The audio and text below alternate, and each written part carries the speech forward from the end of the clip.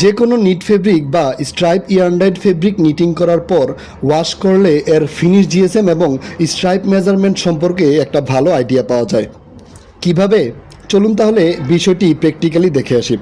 আমার হাতের এই ফেব্রিকটি হচ্ছে একটি স্ট্রাইপ ইয়ার্ন ডাইড ম্যাশ রিপ ফেব্রিক, যেটা নিটিং করার পর স্ট্রাইপটি বায়ারের স্ট্রাইপ মেজারমেন্টের সাথে মিল ছিল না, অর্থাৎ স্ট্রাইপ বড় দেখাচ্ছিল। এই বিষয়টি যখন আমি আমার ডিপার্টমেন্ট হেড স্যারকে দেখাই, স্যার বলেন 1/2 মিটার ফেব্রিক নর্মাল ওয়াশ করে নিয়ে আসতে।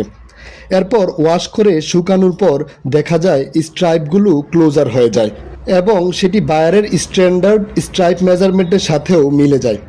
আরও ইন্টারেস্টিং বিষয় হচ্ছে ওয়াশের পর এর ফিনিশ জিএসএম কেমন হবে সেটা সম্পর্কেও একটা ধারণা পাওয়া যায়।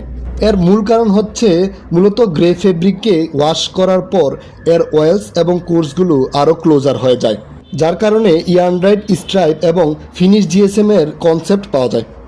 তবে বলে রাখা ভালো যে লাইক্রা ফেব্রিক হলে সেটা বোঝা কিছুটা ডিফিকাল্ট হতে পারে। চলুন এবার এই ম্যাশ রিপ ফেব্রিকটির ডিজাইনও দেখে আসি।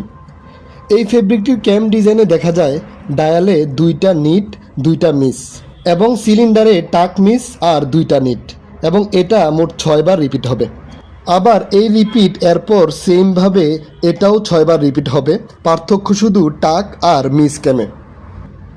প্রথম রিপিটে দেখা যায় এর উপরে টাক নিচে মিস, এবং দ্বিতীয় রিপিটে এর উপরে মিস এবং কি নিচে টাক ক্যাম। আর তাই এই ধরনের ফেব্রিকের ডিজাইনে ইয়ার্ন ডাইড স্ট্রাইপ ফেব্রিক বানাতে গেলে যে কোনো কালারে সম্পূর্ণ একটা রিপিট পূর্ণ করতে হয়। রিপিট পূর্ণ না করলে এর মেজারমেন্ট ইভেন হয় না।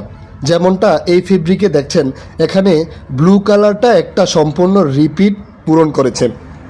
এখানে ব্লু কালারটা একটা রিপিট, মানে এখানে 6 ফিডার বা 6টা ইয়ার্ন গিয়েছে।